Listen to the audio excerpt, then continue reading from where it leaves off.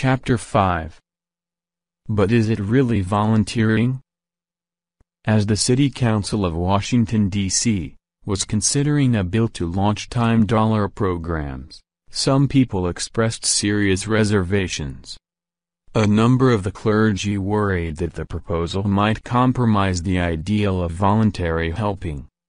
Was a deed really done in the spirit of charity, they asked, if a credit was offered in return? Then somebody pointed out that service credits can be given as well as received. Those who earn them can turn around and put them into the collection plate, literally, for the benefit of congregation members in need. This insight spawned a new slogan, with 1 hour you give twice, first to a needy person, then to God. Are time dollar workers really volunteers? No question is raised more often regarding these programs. At first glance, the question is understandable. Time dollar workers do appear to get a reward. The programs are indeed very different from the typical volunteer programs. Yet these differences turn out to be their strengths. And the reward turns out to be different from what it seems. No one raises the objection more than established volunteer organizations. They paint a picture of greedy oldsters lining their pockets with this new form of currency. We feel that one of the basic tenets of volunteer service is not receiving a quid pro quo, an official of the American Red Cross said at congressional hearings in the mid-1980s. The Red Cross official's pronouncement begs a number of questions. Is it really so bad to draw hundreds of people into helping work who weren't engaged in it before? What's wrong with assuring those volunteers that they will get help too, if they need it somewhere down the line? Is it truly terrible to give women, who do most of the volunteer work in America, the token of value that they have so long deserved? Perhaps most important of all, is it really so unthinkable to design a helping program that functions like a community, rather than like charity? Time dollars may appear to compromise the spirit of volunteerism, but that is mainly because we have drifted so far from a sense of real community. In practice, time dollars strengthen the volunteer spirit by providing a context of reciprocity that turns service into a real force, rather than just a political bromide to avoid facing social needs. Volunteerism remains a spotty and undeveloped resource, even after a decade of uplifting national oratory, including the 1,000 points of light motif that a speechwriter phrased for President George Bush. This says something about the limits of worthy sentiments, without the kind of organizing dynamic that time dollars provide. 1,000,000 points of light, or whatever he's talking about, there's nothing practical about it, says Rebecca Peters, a member of the Elder Plan program in Brooklyn. With this, time dollars, people might actually be able to do what he's talking about. People need an incentive even if they are inclined to do this sort of thing, she adds, to stick to it and take it seriously. Mutual assistance transcends monetary reward. Time dollars embody the concept of reciprocal exchange, you help me and I'll help you. This is very different from a monetary reward. It is how healthy communities used to operate, before the money-driven market separated the realm of work from that of community. In the early settlements, neighbors had to help one another because there was no other way to survive. The barn raising, the harvesting of neighbors' fields, the quilting bees, and breaking out bees to open snow-blocked roads, these were not just nostalgic Currier and Ives conceits. They were daily necessities of frontier life. Farmers often swapped work and there was free exchange of equipment, reports a chronicle of farming in Pennsylvania. The term log rolling, which today refers to legislative favor-mongering, derives from the custom by which neighbors helped one another clear land. Communities like that are not likely to reappear on a significant scale. Too much has changed. But Time Dollars can replicate the best functions of these communities in a way that is practical for modern life. Partly, they do this by opening up channels of contact among neighbors who don't know one another. Life provides fewer occasions today for informal, neighborly interaction. We watch TV instead of sitting on the side porch, hire electricians and plumbers instead of exchanging work with neighbors.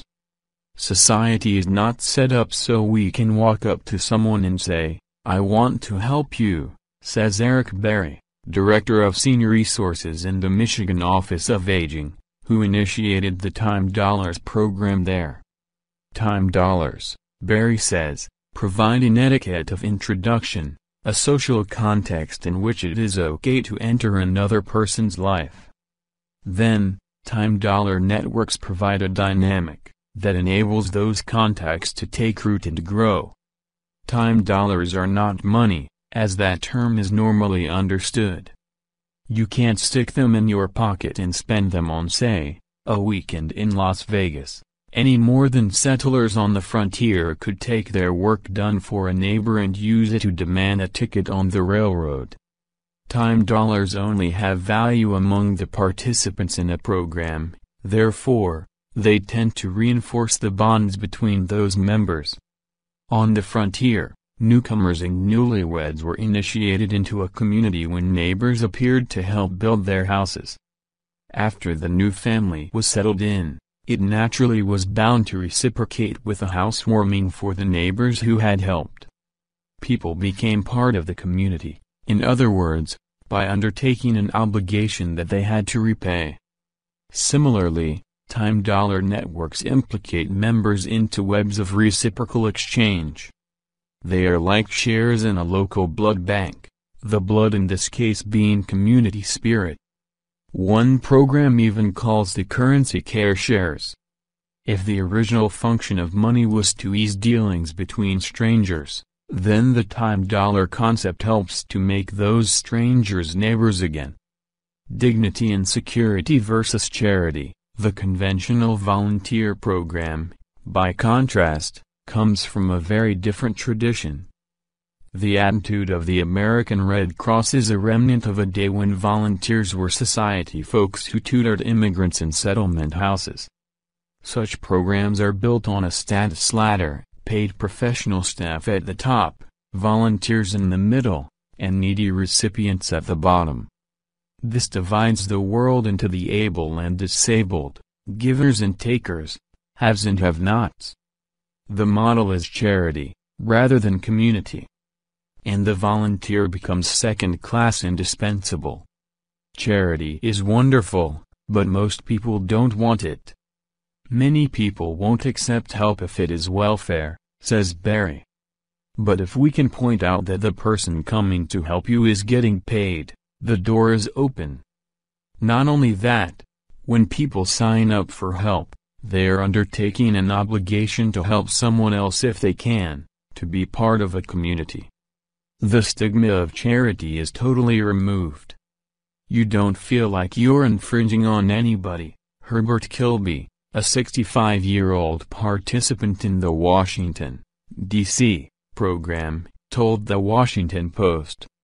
Kilby had earned credits by driving another senior to the airport. When he had to undergo heart surgery, he got a ride to the hospital from another member of the program. I've been on both sides of the fence, he says.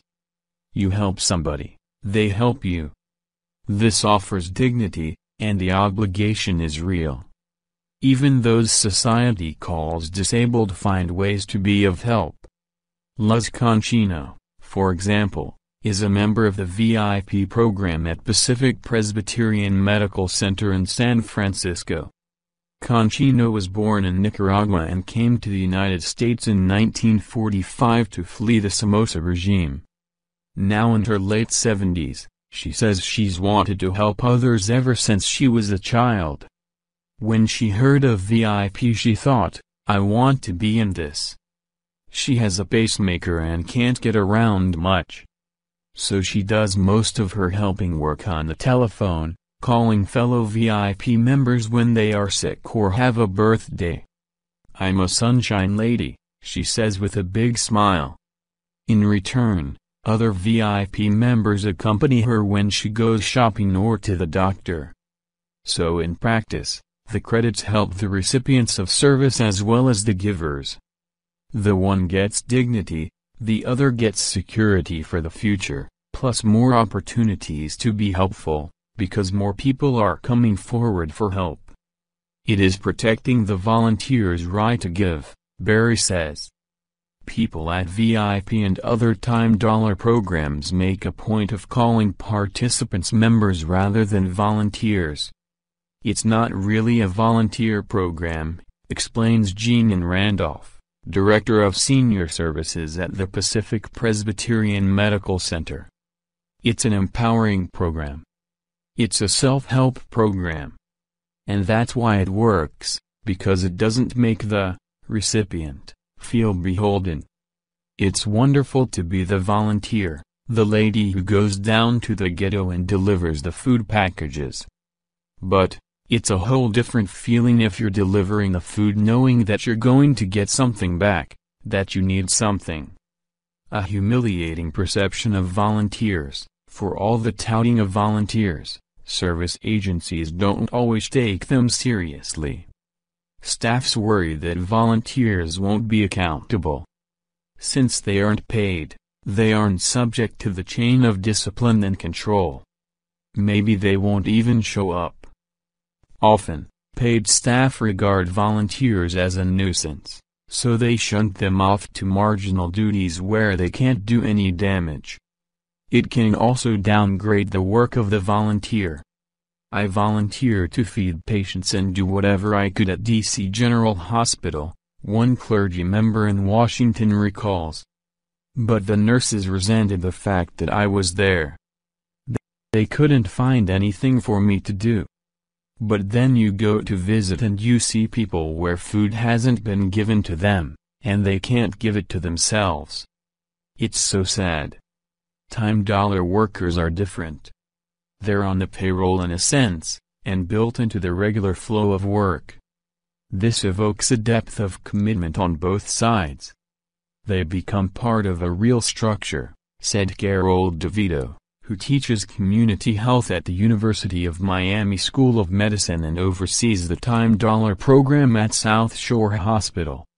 What's different is not the pay, but becoming part of a formal structure. The hospital likes this idea better. They couldn't count on volunteers because they think volunteers are extra. These people don't perceive themselves as extra. They are counted on to come through. This is one of the reasons that the dropout rate for Time Dollar programs has been in the vicinity of 3%. As opposed to the roughly 40% dropout rate for conventional volunteer programs. This aspect of Time Dollars has special implications for women. To put real value on volunteer work is to give women their due. Most volunteers are women, and it is sexist to trivialize all this work by calling it volunteer, DeVito exclaimed in exasperation when the question arose at an assembly of the American Public Health Association. Service credits legitimize the worth of that time. This sexism is deeply embedded in economic thought. Looking only at the realm of monetary transactions, economists define work as work done for money. They leave out the whole non-monetary economy of helping and caring, which comprises over half the work in society, by most reckonings. In less developed, that is, less money-centered, countries, the realm of household production, from garden plots and the like, comprises even more. In effect, male economists define the work males traditionally do as inherently important, while the work that has fallen to women isn't even considered work. Writing ad copy for Marlboro's or Twinkies is a matter of grave importance. Raising children or caring for the older folks doesn't count. By extension, volunteerism doesn't count either. If it did, economists would count it as carefully as they monitor the gross national product. This may be one reason that many women take hold of $10 programs with a passion. Suddenly, the things they care about count in a tangible way. Cassie Mae Brown, a Miami $10 worker, earned low wages her whole life as a nurse's aide. Now she's in an economy that values her just as much as it does the doctor. During a typical day, Brown rose before dawn to drive a man to a dialysis appointment, then visited another woman who needed companionship. The final stop was to see a third person in the hospital.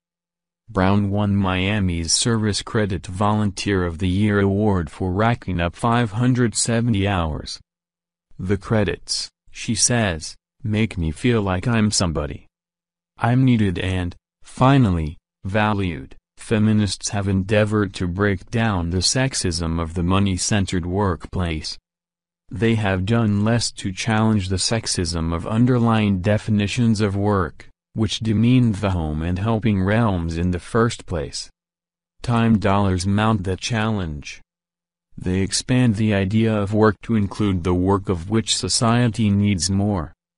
And this is done not just by valuing work that women traditionally have done, but also by making that work more attractive to men. Leaders of conventional programs worry that $10 will siphon off their pool of volunteers. But, in fact, it has expanded the pool by attracting people who never volunteered before. This includes many women, of course. But it also includes men. Women joke about why men don't volunteer more. The only way to get them involved is to say, "You're going to eat," quipped one $10 worker at the Covenant Palms housing complex in Miami. On a more serious note, the women say that, for their generation at least, men don't feel comfortable outside a work setting. He doesn't mingle, another Miami member says of her ex-husband, who was a laborer. They don't know how to mingle. All they know how to do is work. They would volunteer if they knew how. The reasons men don't volunteer more vary in different cases and ethnic cultures. But the sense that volunteering isn't work and therefore is not a male role, probably figures large. Men think it's a sissy thing to do, says Marie Tafoya, a member of the VIP program in San Francisco. They still have that thing in their head, that it's not manly. $10 programs have a work culture. Hours are recorded. The system keeps score. It is a way of saying your work really counts that is separate from any thought of material reward and separate even from the scoreboard. The system also has a fluid quality that enables participants to set their own hours, make their own arrangements, be their own bosses. Jesse Gill ran a dry cleaning business for 20 years in San Francisco. He didn't have time for volunteer work. But he retired 4 years ago, and now he's working with the VIP program. He cleans, shops, and does odd jobs for homebound seniors as well as driving them to doctor's appointments. "I'm a workaholic," he told a local paper. What does reward mean? But what about those credits? When all is said and done, don't they give rewards for things that people should do for free? That depends what you mean by reward. The word volunteer means to do something from the heart, for its own sake. It doesn't exclude reward, nor could it. Most volunteers get something, if only the good feeling of helping another person. Even the Red Cross doesn't hold that volunteers must detest their work to be sufficiently pure of heart. If some participants do look at $10 as a kind of insurance they purchase by helping a neighbor, is that really unseemly? Especially when the terrible quid pro quo means another neighbor will return the help.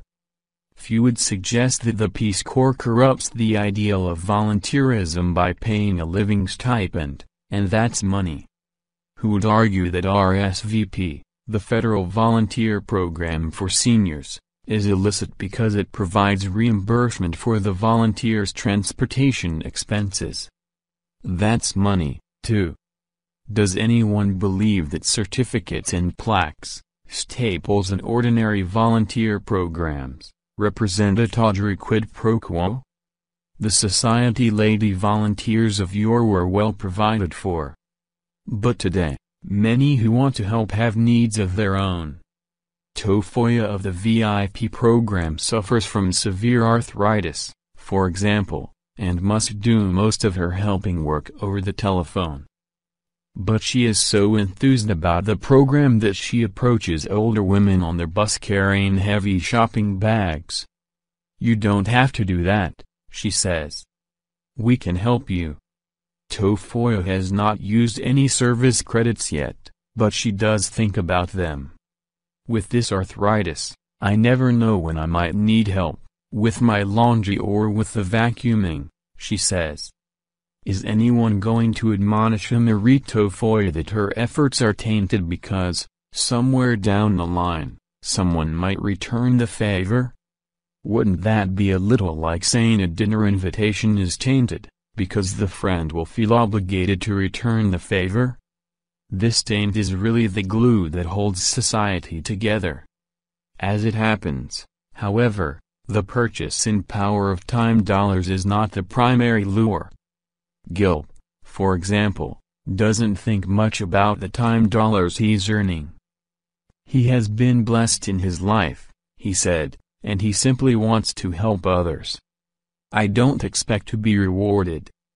Being back in the flow, this is a general feeling among members of time dollar programs. They appreciate the security of knowing help will be there if they need it. Perhaps as they grow older they will appreciate this security even more, but to most, the credits, as such, don't loom large. "It's good to have the credits, but that wasn't part of my reason for volunteering," says Dorothy Gochal of the Elder Plan program. "I just wanted to start something. I enjoy myself now." Many time dollar members don't even report all their hours. And many refuse any reimbursement for their traveling expenses.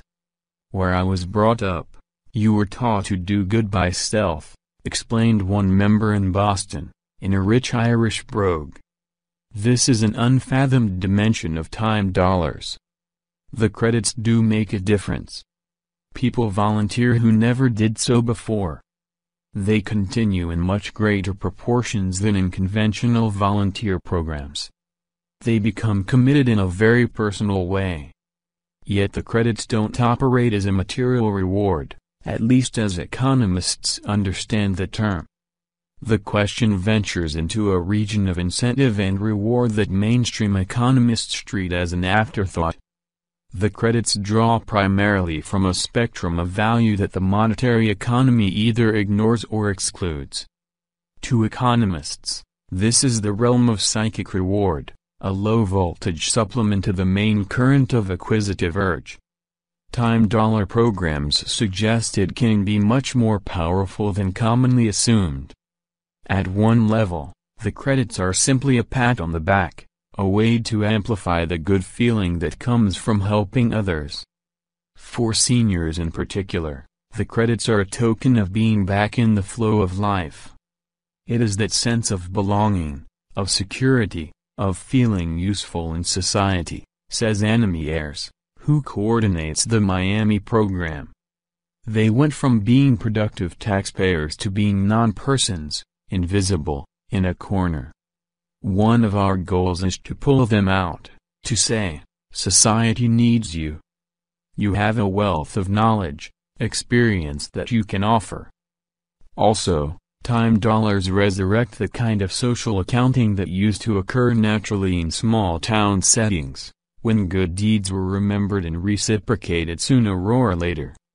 In a mobile society such as America, good deeds often waft into space. Neighbors in our apartment buildings or suburbs have no idea what we did 5 years ago someplace else.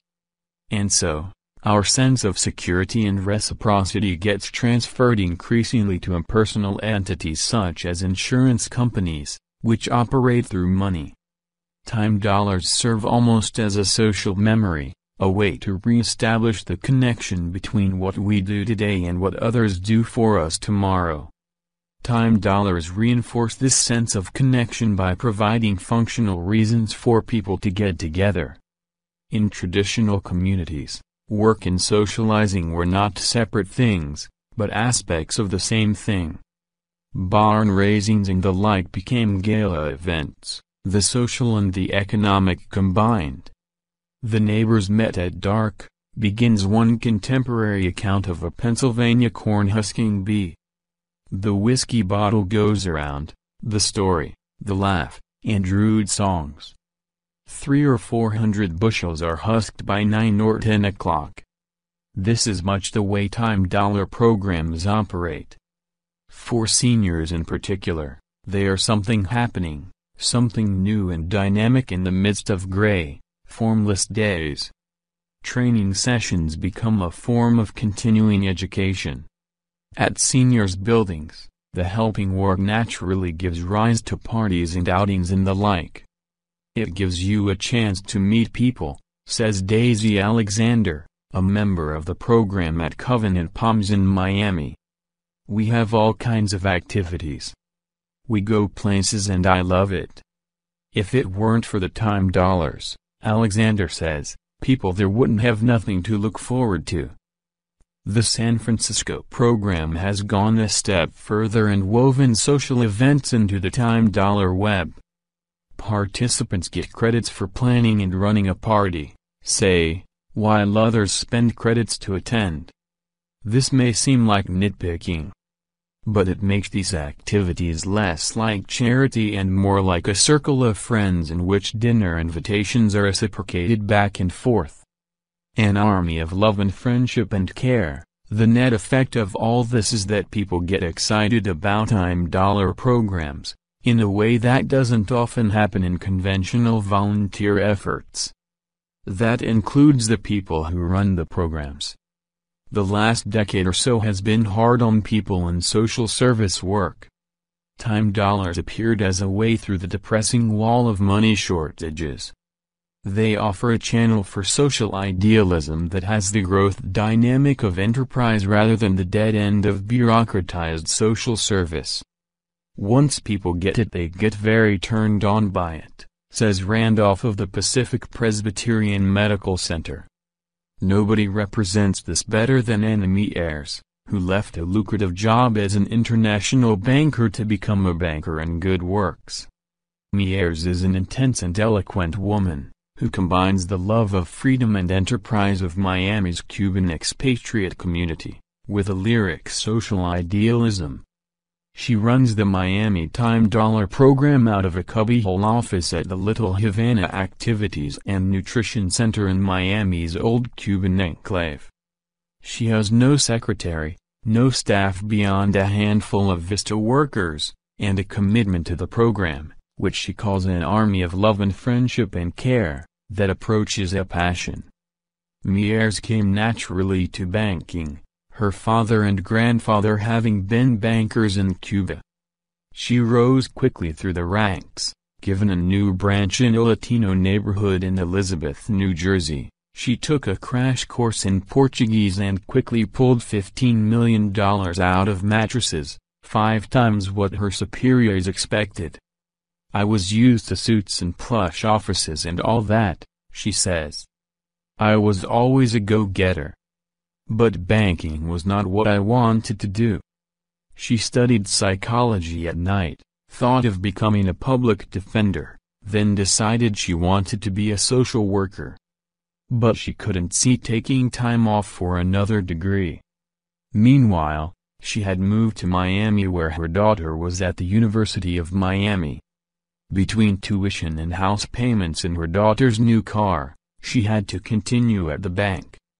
That's where matters stood when, 2 months before her daughter's wedding, Mears heard that Josefina Carbonell of Little Havana was looking for someone to run the Time Dollar program.